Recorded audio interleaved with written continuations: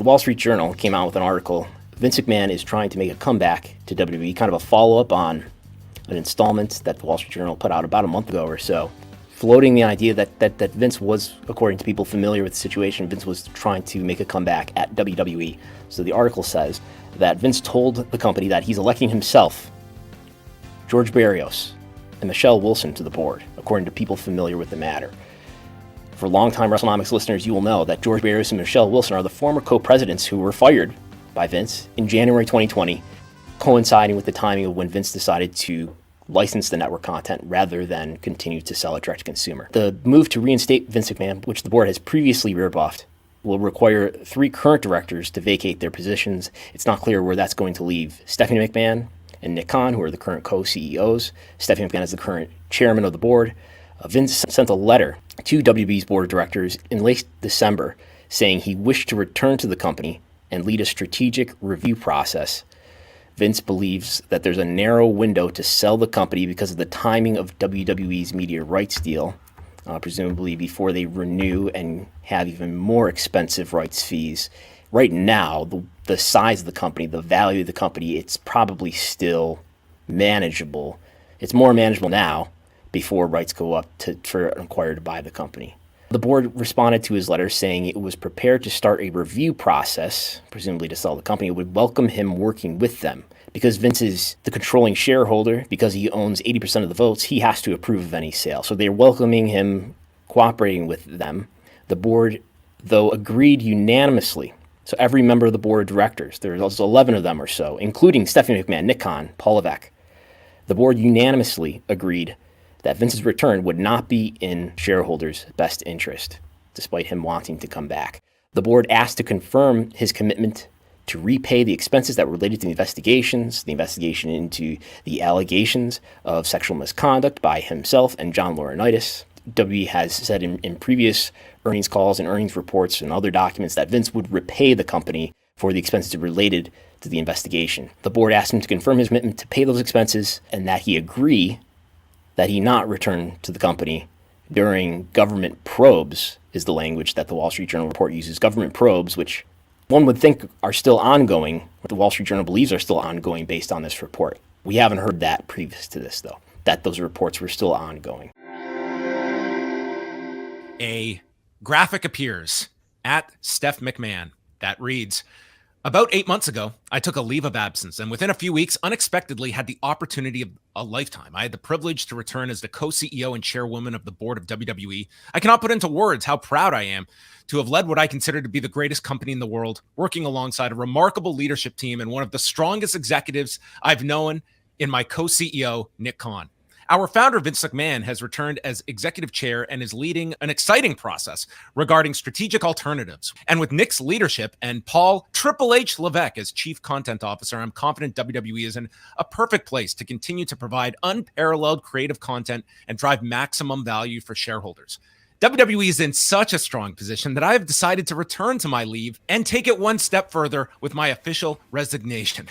I look forward to cheering on WWE from the other side of the business where I started when I was a little kid. As a pure fan, I will always remain dedicated to WWE. I truly love our company, our employees, our superstars, and our fans, and I'm grateful to all of our partners. Thank you for everything. Then, now, forever, together, Steph." And she sent a very similar message to employees in an all-employees email, just basically the same wording, but just adding, WWE is the success that it is because of your hard work. You are the unsung heroes no matter your position. Your work contributes to our mission and makes a difference in people's lives. Thank you for your faith and trust. It has been an honor to work alongside you. We saw something similar on May 19th when she announced her temporary leave of absence. But now, just to take her words at face value, WWE is doing so well. It is so assured to do great from here on out that she's comfortable leaving permanently. That's it.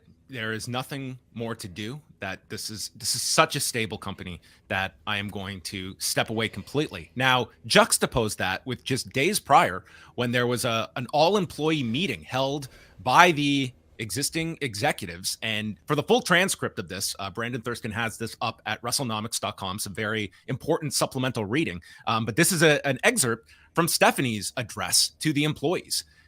The management structure stays the same.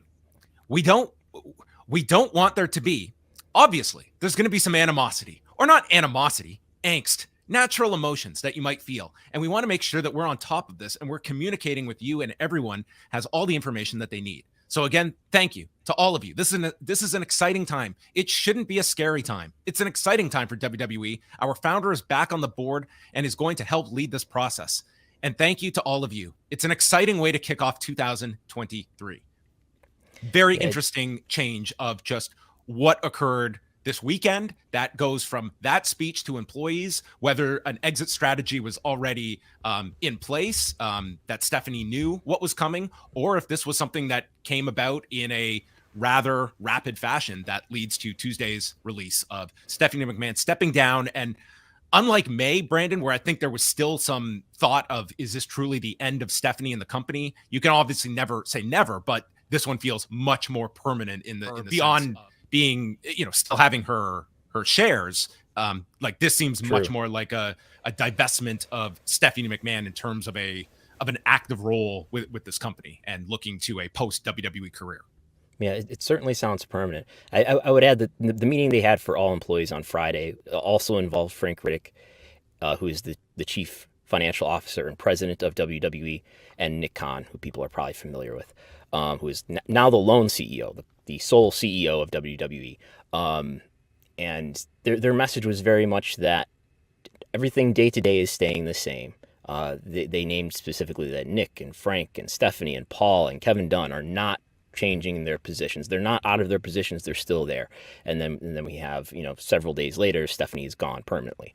I mean, I view it in the context of when she took her leave in May, before the public knew about the investigation into the misconduct of Vince McMahon and John Laurinaitis.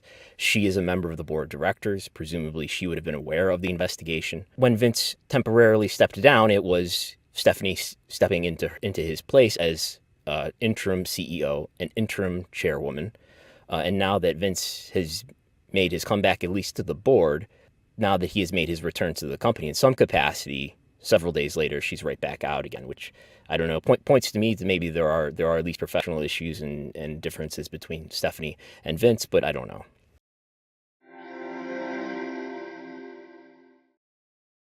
Before I conclude, I want to reiterate just how excited I am and how much fun I am having in my role as Chief Content Officer. And I also want to add that having Vince around has been great. And I will tell you this, it has allowed me, and it'll allow me to speak for our entire creative team, that we're standing on the shoulders of giants. So having him back and involved, even at just the board level, comes with his incredible insight, and he is a tremendous asset to this company. In the back. Hi, Brandon Thurston, Wrestlenomics. I was wondering your thoughts on a potential WWE sale. Is that something that you were in favor of before Vince made his return in January, and is that something you're in favor of now? Depends on who's buying, I suppose, what the offer is, what the outcome is. I'd stay out of it, to me. And that's not a cop-out answer. I have the greatest gig in the world. I helped tonight in some small way create the magic we did here tonight.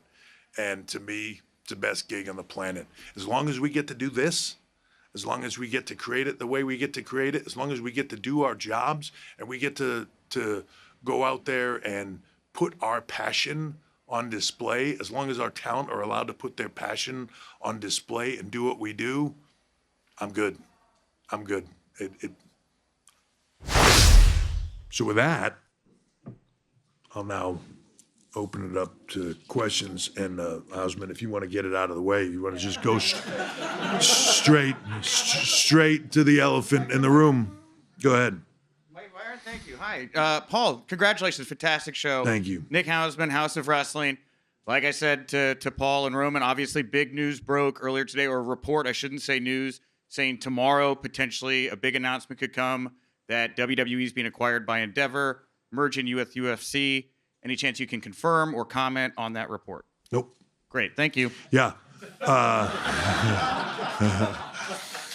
No, yeah, I'm here to talk about WrestleMania, but I want to get it off the table. So I want to talk about WrestleMania because it was epic, and I don't think today we need to talk about anything past today. I can promise you this: no matter what happens here, WWE is going nowhere, right? We do what we do, and just like it says when you tune in each week, then, now, forever together. We're not going anywhere. We're just getting started. All right. Thank you all very much. Thank you all for joining us today. This morning, we announced that we have signed an agreement to form a new publicly traded company consisting of two iconic global brands, UFC and WWE. Upon close, which is expected in late 2023, Endeavor will hold a 51% controlling interest in the new company.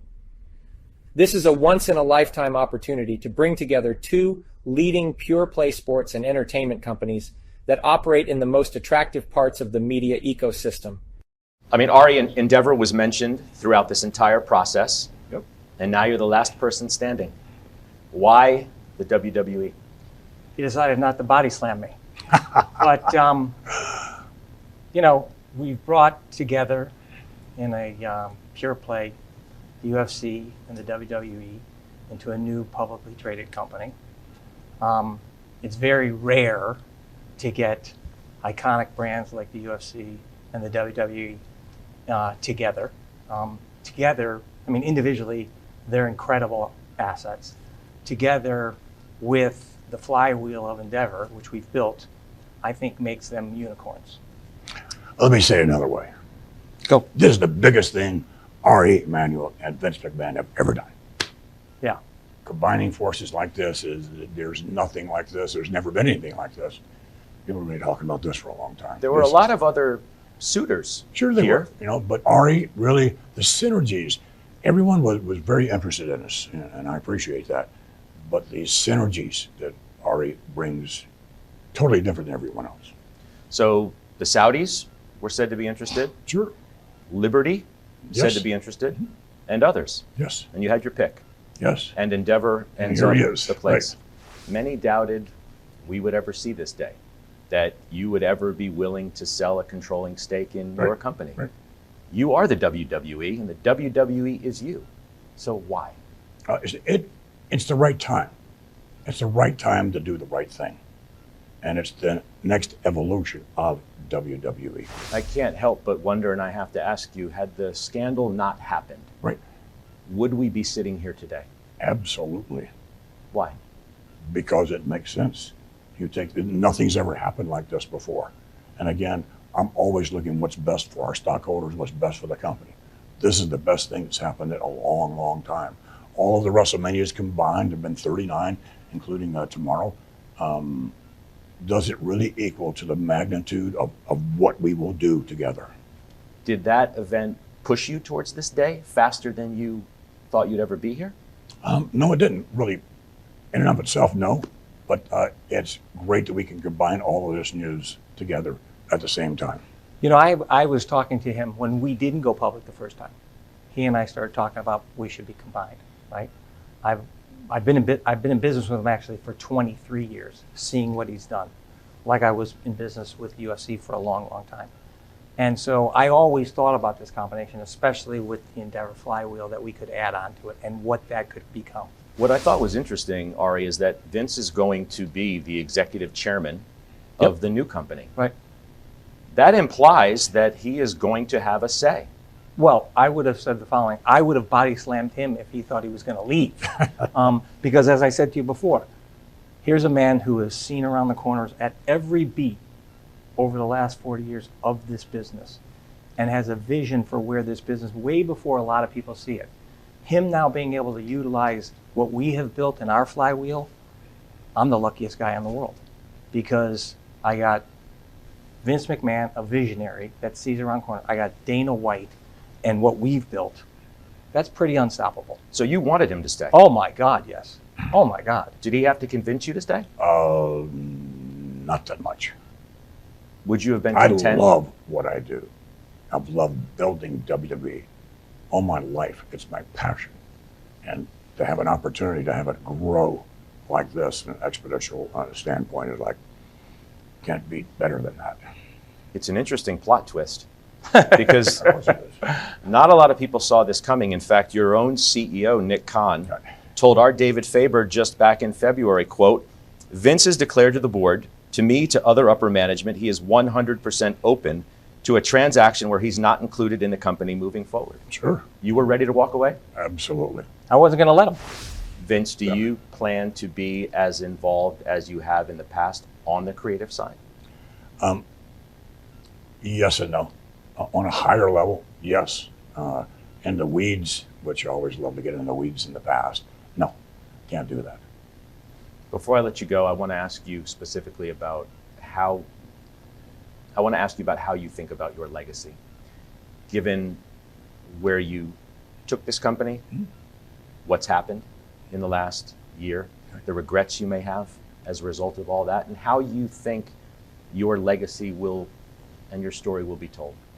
Well, let me just say that I've made mistakes, obviously, both personally and professionally through my 50-year career. I've owned up to every single one of them and then moved on. I'm not sure, the legacy stuff, I'm not going to write it. So I don't know. I want to say it's someone who had an extraordinary amount of fun, great passion for what they did, and wound up doing the biggest deal he's ever done in his life. The big story broken on Sunday by our guest today, CNBC media reporter Alex Sherman, who has been so kind to take time out of his vacation, no less, this week to chat with us about this seismic deal for Endeavor, WWE, and the UFC. If we were to be talking to you early March, what was sort of your lay of the land of the front runners when it came to the sale talks of WWE and where Endeavor was and once they got closer to the goal line in the ensuing weeks? I always thought Endeavor was one of the front runners. That was, mostly based on what I was told, really, but logic also. I mean, you figured that Endeavor had quite a bit of success owning the UFC. This is a property that it bought for $4 billion or so. Now, in this deal, they value UFC around $12 billion. So that gives you an indication of the value creation that the UFC has had under Endeavor's ownership. The main reason I thought Endeavor made a lot of sense was I figured if any deal happened, it would probably include Vince McMahon staying with the company, even though he came out publicly and said, I'm willing to walk. I was told by people familiar with the matter that McMahon always wanted to stay with the company. He said that, of course, because A, you have to say that, B, you never know what the deal is. And, for shareholder purposes, you can't kind of walk into a sale and say, like, look, I won't take the highest bid because I refuse to leave. But clearly this was WWE is his life. It's his baby. He came back to the company. So I figured Endeavor, given the fact that it was owned by Ari Emanuel and that they already had a structure in place where Dana White stayed with the UFC, would be a logical home where they could probably figure out a way to keep McMahon involved in the business. And that's exactly what we saw. So the one thing I would say is that at the time, I thought some of the big media companies might be interested. Comcast, Disney, Fox, of course, Comcast and Disney already have rights deals in place with the WWE. Over the course of the past several months, what I think I realized is that that interest maybe wasn't there. I don't think Comcast was particularly interested. I don't think Disney was ever interested. I don't have as firm of a read on Fox, but clearly not as interested as Endeavor. Yeah, I can see why it wouldn't fit for Fox, with Fox being a smaller company these days. But even years ago, thinking about if W was ever to be acquired, Comcast/NBCU made a lot of sense because NBCU is so invested in W programming with Raw, with the network content, and NXT and some other programming. So, do you have any idea of why NBCU Comcast wasn't that interested? Yeah, one may be McMahon and his future involvement. I don't really know how that would fit. Comcast is, by and large, a conservative cable company at heart. The idea that, adding McMahon to the mix may not have worked. But I think the bigger idea about why that was not a fit was Comcast probably has one big shot here from a merger perspective. This is not a great time for media mergers in the sense that the general valuation of the big media companies has come down quite a bit from what it was, say, in January of last year or before. The year 2022 we saw a major devaluing of all of the large media companies. So the idea that it would spring for a $9 billion acquisition here, Comcast has a couple other things I think that it needs to figure out what it wants to do with any dry powder it has. Maybe it wants to buy Hulu from Disney, the 66% of Hulu that Disney owns, which Bob Iger has come out and said he would potentially be willing to sell. That would be a $20 billion deal or so if it happened. And of course, everybody speculates that a year from now, perhaps NBC Universal and Warner Brothers Discovery would come together to make a bigger company. And maybe that's what Brian Roberts wants to do. So in the list of priorities of those three deals, I would put WWE as a long third. So I feel like the company probably just realized, like, look, if we have one big shot at a big deal here, this isn't the deal we want to do. And acquiring WWE would just make it more complicated to do those deals, you think? Yeah, it would be money that they wouldn't have anymore because they probably wouldn't have done some sort of equity deal. An equity deal makes a lot of sense with this structure with Endeavor because it's a new company, UFC and WWE combined. But handing Vince McMahon a lot of Comcast stock, I'm not really sure McMahon would want that, and I'm not really sure that makes a lot of sense for Comcast because it kind of ties McMahon to the company for a while. So if it wasn't that, it would have to have been a cash deal. And, I'm not sure investors would have loved the idea of Comcast spending $9 billion in cash or whatever on WWE. It's just, from a balance sheet standpoint, that's probably not the best use of the company's money.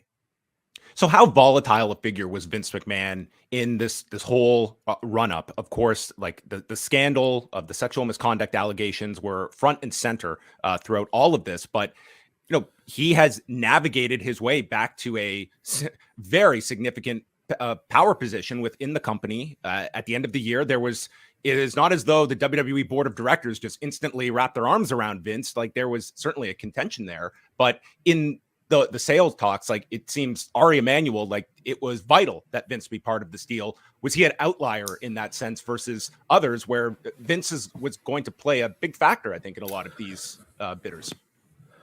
Well, good question. I don't know the full answer to that at this stage. I may know more about that as the days go by in terms of just how much of an outlier he was in terms of any other bidders. Because to be honest, I don't have a great sense even yet of who exactly was around the table at the end. The WWE CEO now, Nick Khan, came out in the days before the sale and said there was a robust interest in buying WWE.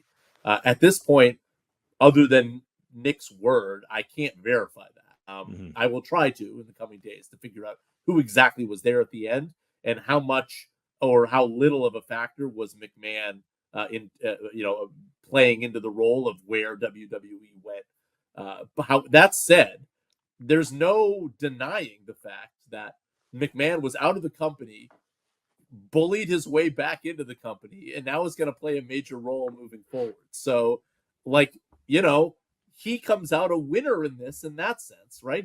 It looked as though his days may be numbered there.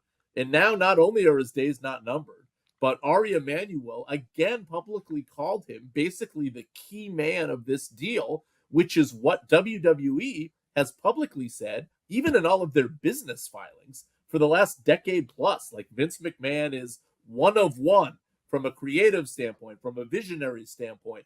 That all seemed to trickle away, and certainly in the wrestling community, there has been a lot of chatter about how Triple H, kind of does the creative in a way that maybe moves the ball forward, takes WWE in a better direction than Vince McMahon did.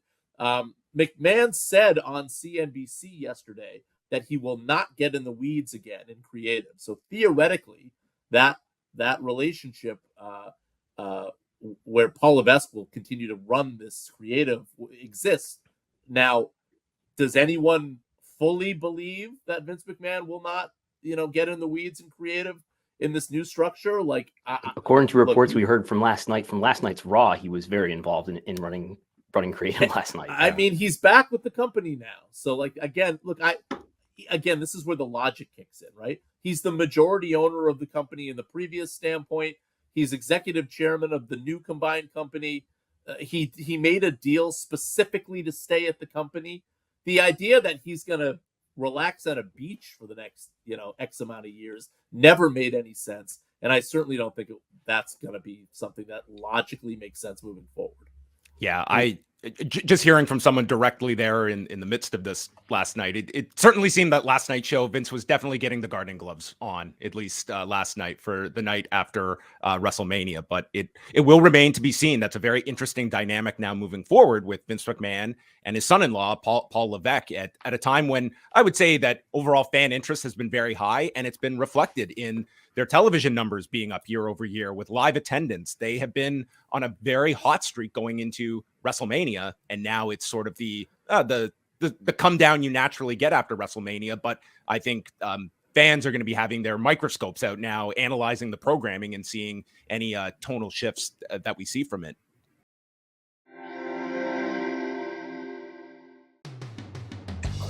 So I was wondering, with there's been some talk in public of late about conflict between talent, whether that's CM Punk's issues with various people. So I was wondering, as the lead executive and as a manager of talent, what are some of the biggest lessons that you learned over the last 4 years about how to manage wrestling talent? I think there's a lot of things from when I got into the business to today. I mean, I've learned so many things. Certainly, there's no benchmarking for getting into this. We launched a challenger promotion for which there was no direct precedent. It had been a long time since anybody operated in the market conditions we were trying to operate under. And frankly, in this era of social media and digital, it had never been done before. And we're still growing and learning from things to this day. And I have great conversations every day that help me try to run the business better than the day before or the week before. And I think AEW is in a really strong place, and now ROH too. Both companies in a really strong place, thanks to the great wrestlers and the great wrestling fans. And I believe the shows for both companies have been really great. I think AEW, the TV, has been really great episodes, and the fan feedback and everything we get back as far as the response from our fans has told us that, like, the people who watch the show feel like it's been really strong lately. And Revolution was one of our best pay-per-views and performed really well. And I felt like we came off it with great TV, and Ring of Honor has done great pay-per-view numbers and now has had great TV, which is a new element. And going into Supercard, I'm really excited about where all the wrestlers I have under contract, on the aggregate, where we stand. I think there's really exciting things happening in AEW and chances to grow AEW and become a bigger, better company and take advantage of the market conditions where there's real opportunities for a challenger brand with the level of world-class wrestlers, world-class production, and big wrestling matches that AEW has. But also now Ring of Honor is a stronger promotion through the partnership and the ownership. And I'm able to present pay-per-views like Supercard now, where I think this could be the best pay-per-view we've done yet for Ring of Honor, which is frankly saying something, because so much of the DNA of these pay-per-views has been FTR and the Briscoes. This will be the first one that I have done that did not have Jay and Mark Briscoe versus FTR, and frankly, FTR and Jay are not on it. So I've only got one of the four yet. I feel like by doing so many things to strengthen the roster and take advantage of the synergies and do things to elevate people where we can get the best I can't give everybody every single opportunity, but I'm trying to give the most people the right opportunities. And I think it's going really well right now. So I'm really excited for Supercard and everything going forward. And I want to continue to grow the company and have a balance between locker room health and growth. And a lot of times you can do both. And overall, I think it has been a lot of the successes of AEW and the new Ring of Honor is we have a lot of great wrestlers, and I have to continue to find the balance between the health of the box office and the strength of the locker room. And frankly, I think both things are in a good place right now, and I want to keep it that way by continuing to do great shows and hopefully keep pleasing the most important people to please, which are the wrestling fans and our network bosses, and continue to create more opportunities for the wrestlers of AEW and the fans of AEW, and now the wrestlers of ROH and the fans of ROH. So I've learned a lot and continue to learn a lot. And it's a challenging job. They don't really write a book on it. And I think the best explanation I can give of it, I've given it, publicly and privately, and say it a lot, is that it's probably the closest thing. And you say it to people in the TV business, and they probably have a closer understanding of both these worlds, because they're both things that exist in entertainment. It's like being the coach of a football team. And I think somebody could, you could have two different coaches. You could have Andy Reid or Doug Peterson might call a completely different game than Sean McVay or Kyle Shanahan. And you could take the same players and get different results. And I think all four would do a great job, whether you had Doug Peterson, Andy Reid, Sean McVay, or Kyle Shanahan, but they all might do different stuff. And Sean might do some stuff more similar to Kyle, and Doug might do some stuff more similar to Andy. But they are all going to give you great results, but you might see completely different plays and completely different situations in the exact same down distances and defensive looks. And I think they all have a great command of the locker room. They're all great people, just as examples of offensive-minded head football coaches who run football teams. There's only really one other wrestling organization that has the size of TV production or the scope that we operate in. They have been doing it longer, and they have more hours of content on TV and have had a lot of advantages and learned a lot. And I think to come into this, we've had a lot of success. And I love that we can keep learning from what's happening and try to grow in the industry, because I think it is an industry that is served very well when there are multiple strong companies. And hopefully that continues to drive a lot of interest in pro wrestling. And for me, I hope it continues to drive a lot of interest in AEW and ROH. And running those businesses, it's a little bit like being that football coach who has come in, and you're going to call the game as you see it in the style of the stuff, and you're constantly learning. And that's why I know firsthand from working with Doug in the office and being around him and knowing a lot of football coaches, having spent many hours in the office, like the command he has, it's for me personally, it's the best I've seen.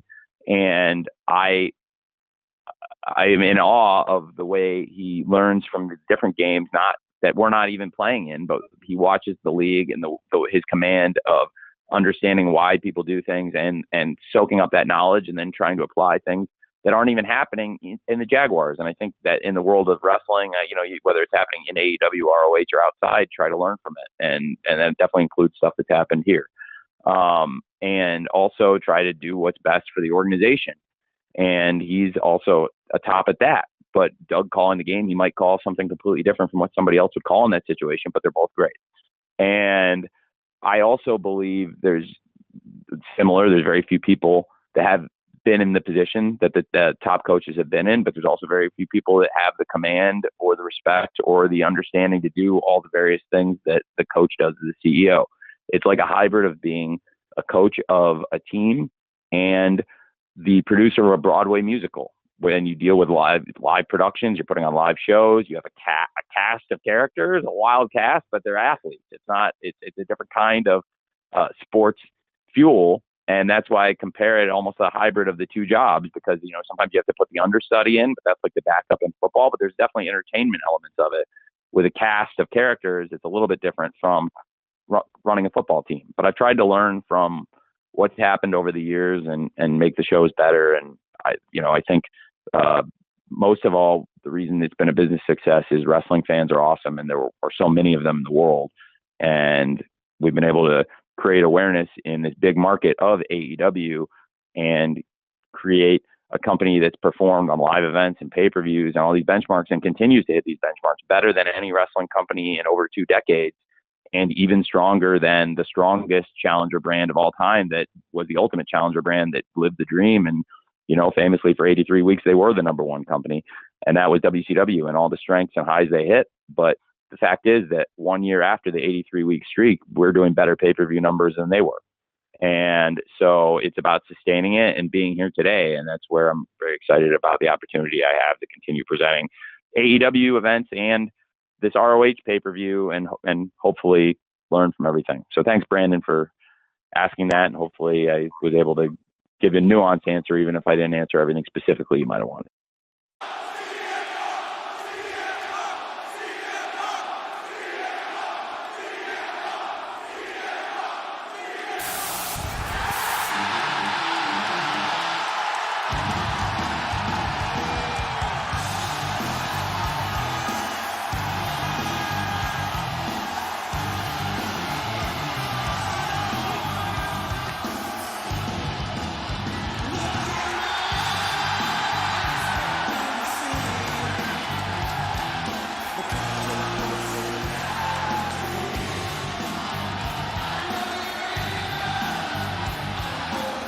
tired of being nice. Tell me when I'm telling lies. I did all these things and I got here to this place riding a wave, riding the backs of smart, passionate, professional wrestling fans like you. Boo me, cheer me, love me, hate me. You all do it because you know I'm right. You can call me whatever you want. You know what David Zaslav calls me? One Bill Phil. That's because I am the one true, genuine article in a business full of counterfeit bucks.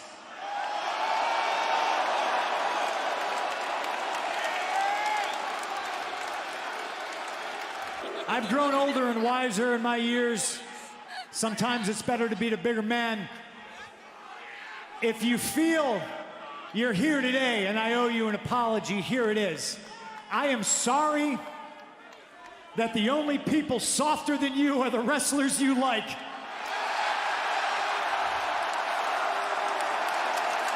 Tell me when I'm telling lies.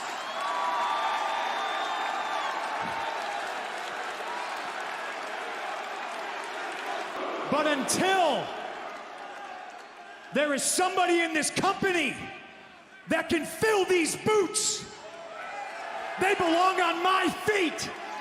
Tell me when I'm telling lies.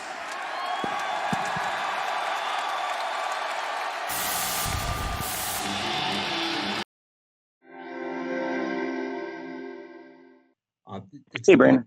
Looks like All In is going to be among the highest attendances ever, maybe both in terms of paid attendance and total attendance. And as I'm sure you know, there's a lot of controversy around the two shows, at least that you're in the neighborhood of now, WrestleMania 3 and WrestleMania 32.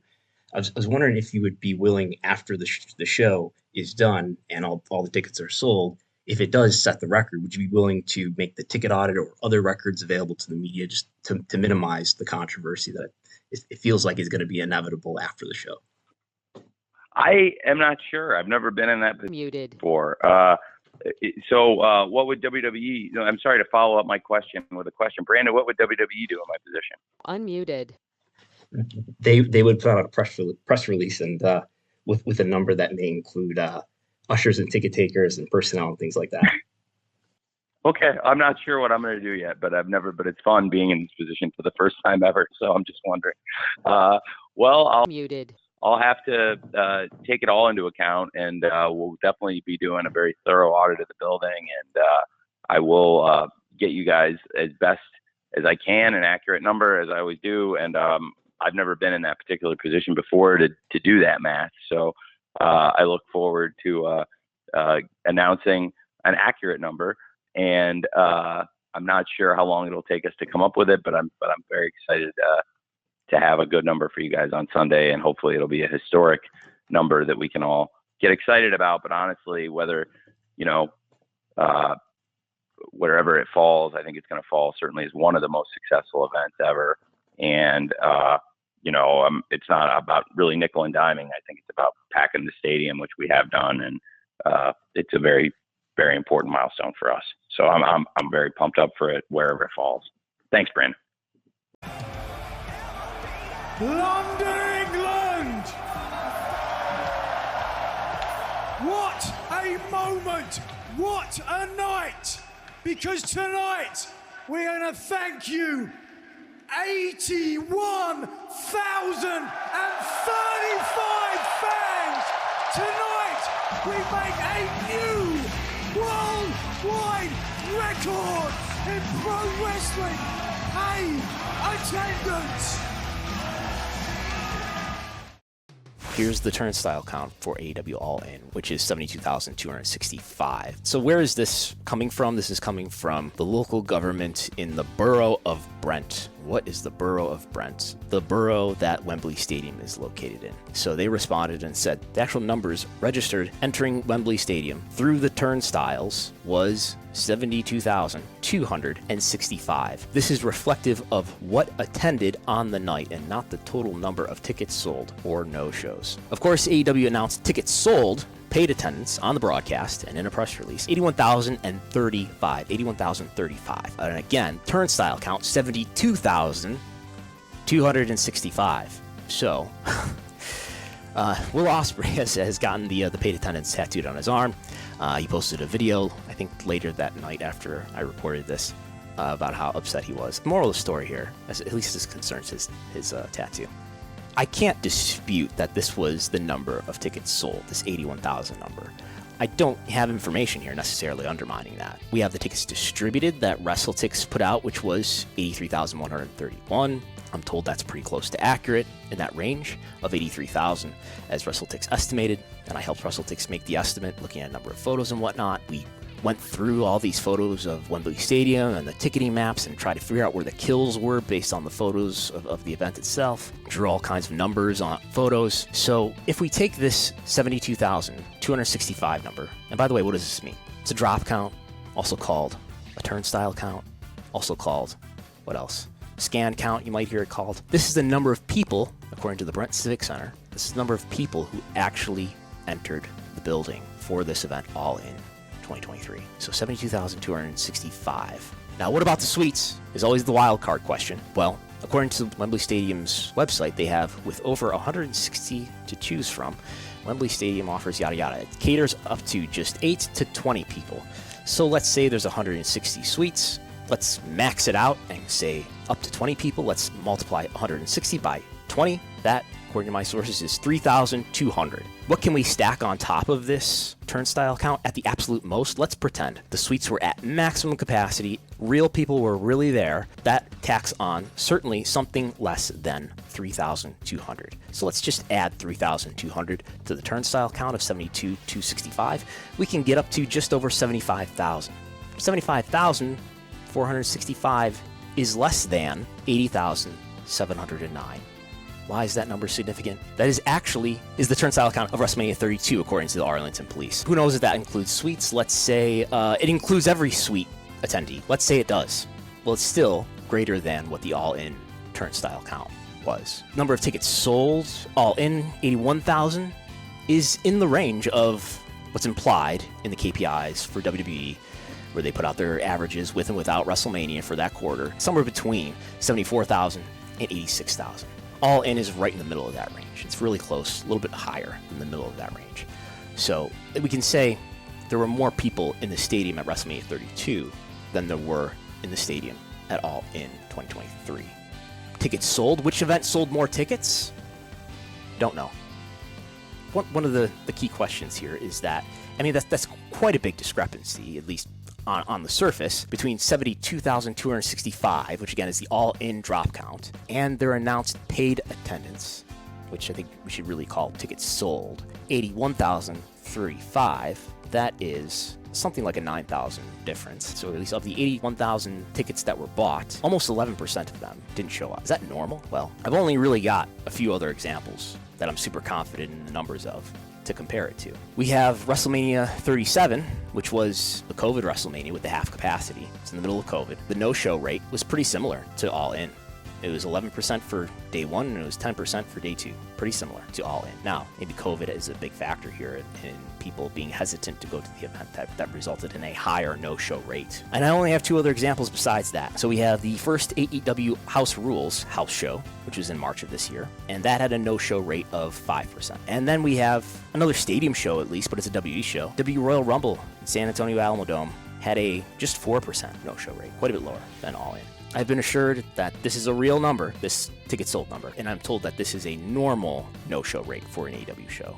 Ideally, I would like to see maybe some other AEW pay-per-view event data to say, what is the no-show rate of a typical AEW pay-per-view, I guess would be the closest comparison. So maybe secondary market sales have something to do with this, if that's correct, that it's harder to sell tickets on the secondary market in the UK versus US in any case. What I would like is more record. What I would like, number one, is the ticket report for this event, which I did ask Tony about on the media call leading up to this event. He said that rather than answering the question, he said that they would announce an accurate number, and they ended up announcing the tickets sold. And I can see why you would want to announce the tickets sold. This is the number that reflects the actual business that this live event did in terms of selling tickets. Is Will Ospreay going to get another number on his tattoo, or what's he going to do? Sorry, Will.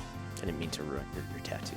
It is your fault, Brandon. So what I would like is, first of all, it would be nice if we could get the ticket report, so we would have all of the data that goes into calculating whatever these real numbers were, which at least with the tickets sold we would have. It would be nice to have a ticket report to enhance the confidence that 81,035 is a real number. And I would like to see the drop count versus tickets sold for other AEW events to support the notion that I've been told that that's a normal ratio. And we only have a few examples of that to look at. We do have a lot of tickets sold numbers through Polestar. We don't have drop counts to correspond with them, unfortunately. Twitter X, it's incredible. But in wrestling in particular, this one platform, X, it is amazing how much time is spent in the industry on it. And it sometimes becomes, what I've seen is sometimes a bit of an echo chamber. And also there's a lot of bad faith. There's a lot of bad faith posting on it. And you can have a great day in the business, like do the #1 show, and people try and tell you didn't do something great, or you can break the world record for the most tickets ever sold to any wrestling show ever, and have this massive, huge success on pay-per-view and just hit a home run, and the wrestling's great and everything's great. And still people are trying to tell you there's some problem with it or some detrimental. I have news for you. When the drop count of the show, when people posted the number of people that go through the turnstiles, I've never heard of somebody posting a turnstile count, which is not like, there's so many ways to get into a show, and there's so many people I talked to that bought tickets that did not have to go through the turnstiles. But take that aside for a second. The turnstile count, that is so normal for North American pro sports. Even if it was 73 out of 81, that would be over the average of show rate for North American pro sports. So if you take the average like Big Four pro sports game in America versus like the tickets purchased and then the people who actually go through the gate, people would talk like that was abnormal. And so again, to be AEW, no matter how good you do, there will be people coming for you, gunning for you, because that's what this is. There's a reason that every single person who stepped into my position until now has gone out of business. I'm the only one left. Everybody who has stepped up and put millions of dollars into this and done it week after week. And there's no off season. You do it 52 weeks a year. It's a fight. And that's a credit to the fans. I know what it is to be a wrestling fan 52 weeks a year. It's hard. But it's also the most rewarding thing. That's why you can't get away from it for too long. That's why we always come back to it. We're addicted. And it's worth the fight. And I love the fight. And I'm never going to stop fighting it. No matter what happens, no matter how things change, it's worth it. It's the fight Jim Crockett fought, and Vern Gagne, and Ted Turner, and so many other people that have tried, and God bless them all. And I'm doing this for all of you. And I know all of you are here in spirit. So thank you very much. You know what this is right here? And then crushing. Real glass. Crushing the abdomen. Go cry me a river. Gonna turn things around. Hook. This is so dangerous. Today I had to make one of the toughest decisions of my professional career. Today I terminated Phil Brooks, CM Punk, for cause. This stems from a backstage incident at AEW All In last Sunday. The incident was regrettable, and it endangered people backstage. That includes the production staff, the people who help put the show on every week, innocent people who had nothing to do with it. I've been going to wrestling shows for over 30 years. I've been producing them on this network for nearly 4 years. Never in all that time have I ever felt, until last Sunday, that my security, my safety, my life was in danger at a wrestling show. I don't think anybody should feel that way at work. I don't think the people I work with should feel that way. And I had to make a very difficult choice today. It came at the recommendation of a discipline committee here in AEW, as well as outside legal counsel, who delivered a unanimous recommendation. And I have followed up on that recommendation. I'm sorry to any fans who are upset by this. I'm sorry to anyone who's upset by this. Despite that, we're going to have a great show tonight on Collision, and we're going to have a great AEW All Out pay-per-view tomorrow here in Chicago.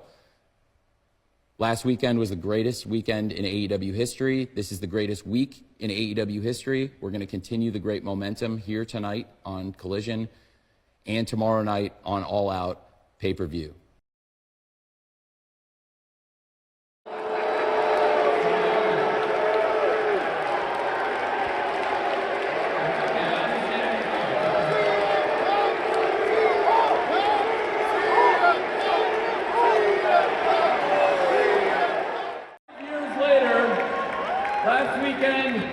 We had AEW All In. That was the biggest pro wrestling show of all time, period. We sold more tickets to that show than any wrestling show in the history of the wrestling business. And now, it's very important to me to keep the tradition of All Out alive. All Out started, to be honest with you, because when I started AEW, Ring of Honor had paid for the original All In, and I couldn't call it All In without possibly getting sued by Ring of Honor, which I now own. I came here to talk to you from the bottom of my heart because today I had to do one of the hardest things I've ever had to do, and sitting here right now is one of the hardest things I've ever had to do. I'm sure everybody knows what, at this point what I'm going to say, but I think it's important that I come out here and talk to you about it before Collision and All Out this weekend, because I really respect all of you. I'm a wrestling fan like you, and if I were in your shoes, I could totally understand how a lot of you feel one way or the other. But I just want to tell you, I'm out here because I had to do something I did not want to do today. I'm very sorry to fans or anybody who's upset by it. This week we conducted an investigation independent of me. I have a discipline committee in AEW that is independent, and it's comprised the majority of lawyers. And I also brought in outside legal counsel. I hired independent lawyers to investigate this and make a recommendation. Everything I've ever been involved in sports or wrestling, it was very tough. When I met them, the unanimous recommendation was the action that I took. The action that I took came as a result of this investigation, but I have to say it stems from an incident backstage last weekend at AEW All In London. I've been going to wrestling shows like you for over 30 years, and the first one I ever went to was with my dad, who's here tonight, downstate in Champaign, Illinois. We thank you, Dad, because without him, none of this would be possible, because he took a huge leap on a dream that became AEW, and that's why we're here. Everything I know about business, I learned from him. He's a family businessman. This is a family business. And I care about the people who work here. That's the production staff, that's everybody that works here. The wrestlers, but also people you don't think about every day that make this show happen. I've been going to wrestling shows for over 30 years as a fan, and I've been producing them on TNT here for almost 4 years now. And this was the first time, this incident, that I have ever feared for my safety at a wrestling show, that I have ever feared for my life at a wrestling show, or that I've ever feared for the safety of the people who work backstage, the production staff. I'm sorry, but they don't come here, they don't work here to be put in danger. The people who work on the production week to week should not come to work and worry about, am I going to get hurt, or worse, there shouldn't be 50-year-old people with artificial joints worried, am I going to get hurt for coming to work every single week? I'm sorry, I can't have that, and I won't have that, and that's why I made a very tough choice. There's no place in the world, this is literally the last place in the world, literally the United Center, that I would want to tell you this. But, no. And if you want, look. First and foremost, the recommendation was from the committee, but the decision was mine.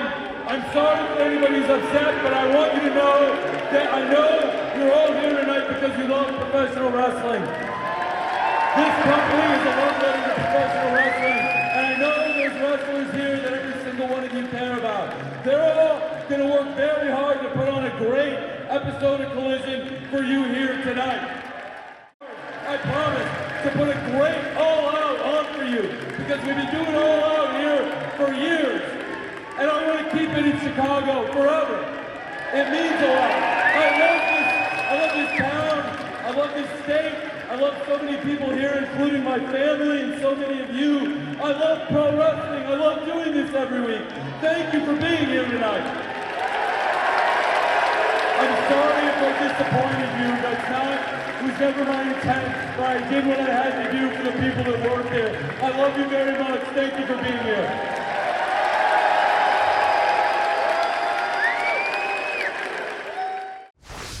We have breaking news from the world of Fox. Rupert Murdoch, the Rupert Murdoch era coming to an end, and we are going to dissect it from all angles. Michael Wolff, of a famed reporter, has a big book on Fox coming out next week. I mean, what great timing for this news. But 92 years old. It was a great run for Rupert. It was, yes. And with Rupert Murdoch leaving Fox, it said, you know what? Rupert era is over. So is our era of pro wrestling. We tried this thing for 5 years. It's done. So quite the day for Fox, as we got, I would say, a fairly surprising news item. First reported, I believe, by John Oran, but then officially coming out through TKO and various other outlets, that WWE SmackDown will be returning to the USA Network in a 5-year deal that will begin next year when the current deal with Fox expires, and will also include 4 primetime specials on NBC. And we can go through all of the details, but I would say let's start just at the idea that SmackDown moving to USA Network was not one of the options that seemed to be floated out there. We were hearing Amazon, we were hearing Disney. Would Fox make some last-ditch pitch? But WWE was coming at it from the side that we know what the market expectations were, and it would seem, based on the reported figures, Wall Street has not reacted well to this news. And this is just the slice of the pie that is SmackDown. We do not have deals for Raw and NXT to report. Right. I guess it doesn't bode well for the rest of the deal. It looks like Raw is going to the open market. There's a bit of, I would say, contradicting reporting happening here. The Hollywood Reporter making it sound like it's unlikely that Raw stays on the USA Network, where it's been for most of its history. And then there's John Oran saying that NBCU is still the front runner for Raw. So I would lean slightly towards Raw not staying with NBCU. The press release says that, those makes it pretty clear that those deals for Raw and actually for NXT are both set to expire October 2024, which the NXT piece, which is minor, but the NXT piece is new to me because last I knew on the record, NXT was set to expire the end of this month in like 8 days from now. Did we get a quiet coterminous extension for NXT, Brandon? I think those deals for NXT and Raw may now be coterminous with everything. All 3 shows set to expire October 2024. But yeah, it's only a 1.4x increase. CNBC, which is an arm of NBCU, is reporting that the average annual value for this deal for SmackDown is $287,000. $287,000. And how does that compare to their current deal? Their current deal for SmackDown on Fox is for $205 million. $287 million. You said $287,000, which I think the stock would be in free fall if they were renewing for a 6-figure deal. Thank you. And so that's exactly a 1.4x increase. So I don't know if they're just multiplying 1.4 times 205 million and just getting that $287 million number there. But yeah, so Raw is at 265 million. I guess that's the baseline for expectation of whatever Raw gets. And it just leaves a lot of questions about who are the other potential bidders here. And John Oran has said, just things we've heard already, Disney and Amazon. We look into what are the other players here, and is NBC Universal, how much are they committed here? Because this is a very small increase over what they have been, the average annual value for Raw, but it is for in theory, one less hour that SmackDown is, which is another option to this. Like, they are confirming this will be Friday nights, but are they? They have, I mean, in all of Nick Khan has stated Friday nights, and it sounds like they are staying on Friday nights. We assume it's a 2-hour format, but they do not have the same restrictions as they did on Fox if they were to entertain a third hour, whether it is with this deal or down the road. Like, it was not WWE that came to USA asking for a third hour. It was vice versa. And you would certainly think that that's had to have been somewhat discussed. And NBC Universal has been a tremendous partner for WWE for decades, Nick Khan said. We are excited to extend this long-standing relationship by bringing SmackDown to USA Network on Friday nights and look forward to debuting multiple WWE special events annually on NBC, which is something we haven't mentioned yet. 4 times a year, they're going to get a special on the NBC broadcast network. Which was the same deal, when they returned to USA in 2005. This was after the 5 years on Spike. They returned to the USA Network, and part of that deal was because they were left out in the cold.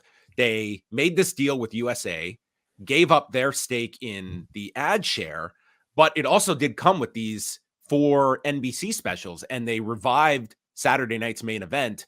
And these did not do all that well on Saturday nights, and they quickly moved them. These committed NBC specials became the tribute to the troops, and Battle of the Belts away very much, right? Yeah, I mean, this was granted 15 years ago, but yeah, these were not. I very wonder if they are going to be separate telecasts on a separate night, or if we're just talking about something that Nick Khan has talked about on TMT conferences, is that it could be a simulcast. He clearly wanted some sort of simulcast like we've seen in other sports. I know everybody's familiar with what happens with Monday Night Football, but it has happened in other sports and other kinds of live telecasts as well. So maybe that's a simulcast on USA Network and NBC, or maybe it is something different, but it's not clear from the press release or the information we have now. As far as the Raw deal getting done, maybe this won't get done until an NBA deal is done, because NBC probably wants NBA rights, probably will get them. According to Nick, he's hearing rumblings. When he was appearing on the Bill Simmons podcast, he said he heard rumblings that there were discussions about having WBD split one of their nights of NBA games off with NBC. Maybe that ends up on the USA Network, so that's a Tuesday or Thursday, and WBD continuing to produce those games. So anyway, the NBA games, the regular season, and all those rights are up for renewal, being renegotiated now, and maybe that big deal, which is a much bigger deal than WWE, has to get done before the budgets and the schedules are set in place, and we see where WWE goes, which will be a lower priority than the NBA for ratings reasons, obviously. When you're looking at it from the WWE side, like, here you have the balance of what Wall Street is expecting for SmackDown, and you're balancing this with how much reach you can have at the same time. Like, you would think that if talks were deep with Amazon, and are you looking at this, that you're going for the pure value that is out there, the highest bidder wins? Like, how are you balancing a streaming option versus, let's say, network is not in the question anymore with Fox gone, and cable, which certainly has it's a shaky ground of, like, where is cable going to be 5 years from now?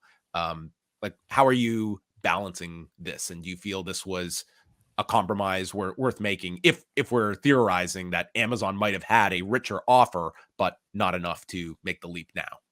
Right. Or even for Amazon, why would you bid that strongly, I guess, for this property? Fox did not bid aggressively for this, reportedly, and that aligns with everything else that's happened here.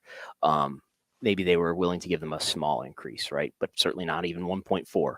So, but if you're Amazon, it's not like Amazon has fulfilled, or Apple for that matter, have fulfilled the prophecy of the tech players are coming and they're going to keep sports rights sustained and super strong and super competitive. That's not really happened. At least in the US, what does Amazon have? They have the NFL. Apple has some baseball. Apple has some MLS. They haven't come out here and really run up the price for this content, despite them having huge pockets. They're the richest companies in the world. They can certainly afford this, but they're being patient and not investing swiftly into live sports. So, but as far as reach, right? USA is probably in a little over 70 million homes. Amazon Prime Video there's probably more households. I venture to guess there's more households in this country with Amazon Prime memberships than there are homes that have access to the USA Network. That being said, Amazon Prime Video is a small sliver of the Nielsen Gauge donut chart that they put out. They just put one out yesterday, I think. So you can look at it. It's a few percent. It's not even as watched as Netflix is or as Hulu is. So in that sense, I'd rather have, if I'm WWE, I'd rather have one of my shows on Hulu if it's gonna stream live on Hulu or even Netflix than Amazon. As far as reach, we're just talking about reach, because if Raw goes to Amazon Prime Video, it's going to get, I don't know, like half the viewership that it's getting now, and that's going to have some effect on your other businesses and on your ticket sales and on your merchandise sales and on the flywheel of getting everybody to consume all the WWE content that you want them to consume. But maybe there's also an element. There's money, there's reach, and maybe there's a strategic element too of putting Raw on Amazon, in that if you have a relationship with Amazon, then you can make them a bidder for the Peacock content that you have there and maybe make that bidding process more competitive when those rights are up.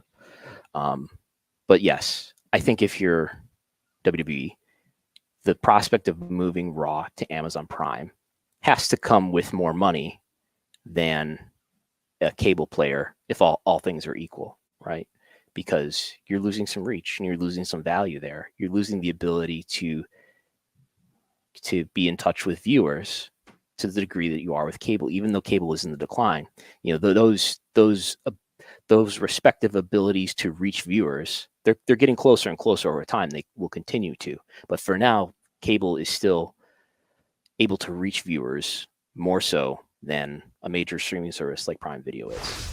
This is a lower deal, and in the stock analyst reports, we saw Morgan Stanley thinking maybe 1.8x is realistic to think about. At the time, I agreed with that. So this is under what Morgan Stanley, for one, had said was its base case of 1.5x. This is 1.4 for one of these properties. I think maybe it indicates a little bit about the gradual plateauing that we're approaching for live sports. Does it say anything for AEW? WWE got a disappointing deal. What does this mean for AEW? For AEW, is this the death knell for AEW? I think that this ultimately will be, like, again, the big cloud over all this is these NBA rights. And I think once they sort themselves out, we know then where Warner Brothers Discovery is. Like, what is their position? What is their involvement with these NBA rights, and how much wrestling is figured into their programming schedule? Like, if wrestling will not dictate what they're doing with their NBA rights, and I think it's more so when one gets figured out, then it is the wrestling that benefits. But I would state that if this deal is an indicator, it's that WWE underperformed in the SmackDown deal, and you would have to think that AEW is in a less advantageous position, because how many bidders are going to be at the table for potentially 5 hours of original programming from AEW, the non-dominant leader in the space? The difference with AEW is that it's currently in its first long-term deal, right? They had this like 3-month deal that was at the very beginning, and then they got renewed January 2020 for at least for Dynamite and Rampage. We know they're getting about $45 million per year for Dynamite and for Rampage. I think they're probably up to like 70 now with the inclusion of Collision. But if we think about, let's just think about Dynamite, it's $45 million. That's about half of what Raw is delivering. Let's say it's close to half, right? But they're getting, Raw is getting 265, which is what, like 5 times what Dynamite is getting. So we're talking about, Raw is doing double the viewership of Dynamite, but getting 5 times the money of Dynamite. Now, maybe it's not just all about viewership. Certainly, it's a large piece of it is viewership. But you got a WWE brand, and that's a really big deal, and they have this huge global reach, and maybe there's synergy value there too. But still, we're talking twice the viewership, but 5 times the money. That gap has got to get a little bit closer, and it's probably still a big enough gap for AEW to get a good enough deal so that it at least becomes profitable in the next cycle. Thank you. Good morning, everyone. After deciding on passing on the WWE renewal, can you share anything specific on how you evaluated the ROI of the deal in the context of driving higher advertising and affiliate fee revenue? And then maybe just more broadly, can you discuss whether you expect to see any impact on future sports rights negotiations if the Disney charter renewal impacts the industry rate of cord cutting or affiliate fee growth going forward? Thank you. Hey, good morning, Rob. There's a lot in there, so let me unpack it bit by bit, and I hope I don't miss anything. So, how I think we've talked about this before, but how we analyze the WWE renewal, and we look at all of our sports portfolio in the same way, and on all new rights, opportunities to acquire new rights in the same way. We, on the basis of that analysis, we, on both an advertising point of view, we were not hitting the advertising numbers due to the audience of the WWE to make to return for our return on investment to be above the levels that we would accept, but also we didn't attribute enough significant retransmission revenue to the WWE either. So it made sense for us to move on from them. They've been a great partner for many years, but just quite simply, we're very disciplined, and the ROI didn't meet our pretty disciplined parameters. So we wish them luck, and we moved on from them. NXT is going to the CW network. It's as you said, 70% increase over their current average annual value. We've got Deadline saying $15 million. We've got Sports Business Journal's John Orand reporting 30 to 50 million average annual value. I don't think that's right. 15 million sounds pretty believable to me. And I've asked around. I even emailed John Orand himself. He said he was going to look into it more. This is something that's been a curiosity since NXT really has been on the USA Network going way back to obviously October 2019. And when the deal was first announced, when they first made that move at the beginning of the Wednesday Night War, there was a question to George Barrios on an earnings call saying, does this, because you're taking this program from being on your own network where you weren't getting paid for it, obviously, there's no Peacock even at the time, you're taking it off your own network and putting it onto the USA Network. Does this contribute? Because I was looking through the archives today. Ben Swinburne, the Morgan Stanley analyst, asked George Barrios if the move of NXT to the USA Network was a meaningful contributor to profitability. George Barrios sort of just didn't answer the question and said that they're doing this for the future, which reads to me like an indirect way to say, no, this is not a big money deal. This is not a major contributor to profitability.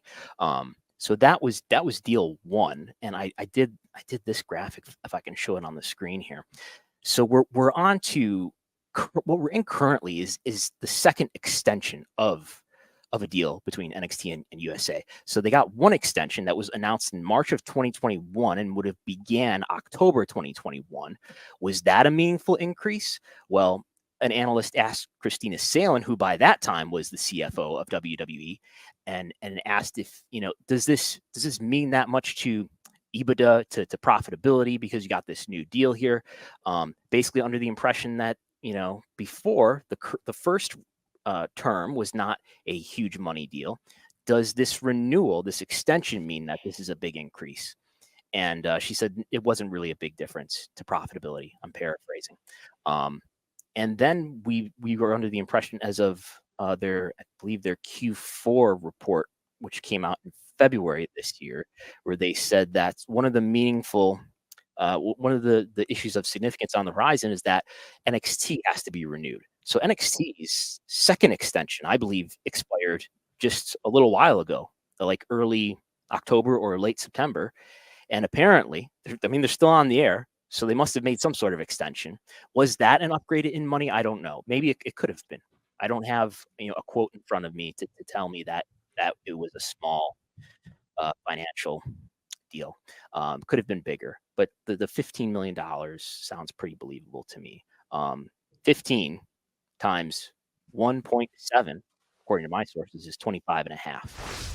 I don't want to say insignificant, but in the grand scheme of things, like fairly insignificant. If we're talking about at a point where even if like 15 million a year, like think about that. That's a couple of weeks of Raw in comparison. Yeah. Like this is a drop in the bucket in terms of what they're being paid. Like you could certainly look at is NXT even profitable off of such a little amount if we're to separate this from its core, the WWE's core business. I mean, this has other values, but as a standalone, I mean, at 15 million a year, this is like that. We're talking like almost 30 million less than what AEW is commanding.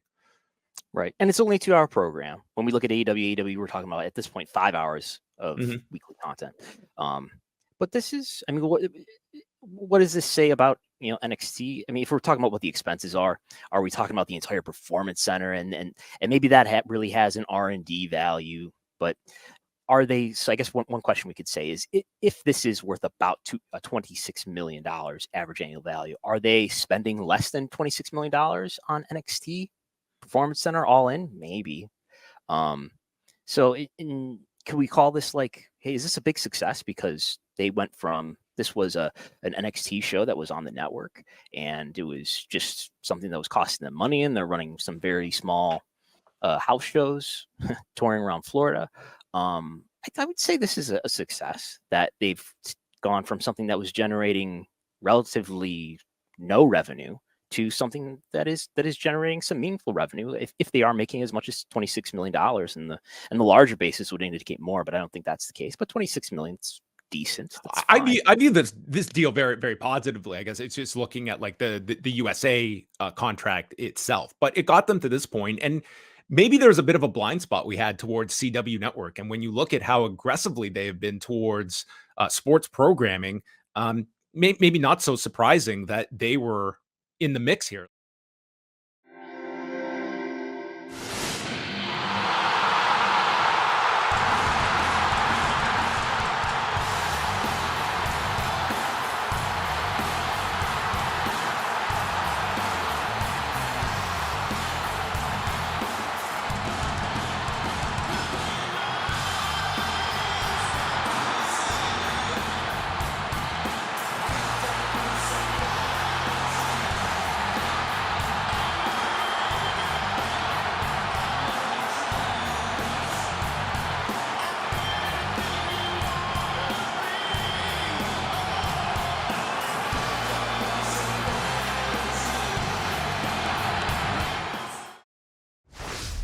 This was one of those sort of lightning in a bottle moments that came together very quickly. But we are incredibly excited about it. It's been a long time, and in some ways been a long time coming. You could say this about CM Punk. Love him, hate him, positive, negative, whatever you want to say. People talk about him all the time. He is a magnet for that. He is a conversation starter. And it's tough to look past that. And for me, if our fans want it, if the WWE Universe is excited to have it, then let's go. And we'll figure out the rest of it from there. This came together super quick. Which I'm sure is why it stayed very tight. There's a lot of speculation at that point. It was nothing but speculation. For most of the time, it was speculation. It didn't really start to come to fruition until everybody stopped thinking it was going to happen. And then all of a sudden, it was happening. But extremely excited. A lot of time has gone by, almost 10 years, right? And if you are the same person you were 10 years ago, 10 years later, you've messed up. Everybody grows. Everybody changes. And I'm a different person. He's a different person. This is a different company, and we're all on the same even starting ground. We'll see if Paul Levesque can manage to avoid CM Punk becoming a problem in terms of cooperation with other talent, in terms of any effect he may have on morale. Whatever the outcome of that will naturally be compared to what happened in AEW. If he's able to manage Phil Brooks so that he behaves with everybody, gets along with everybody, big win for Paul Levesque.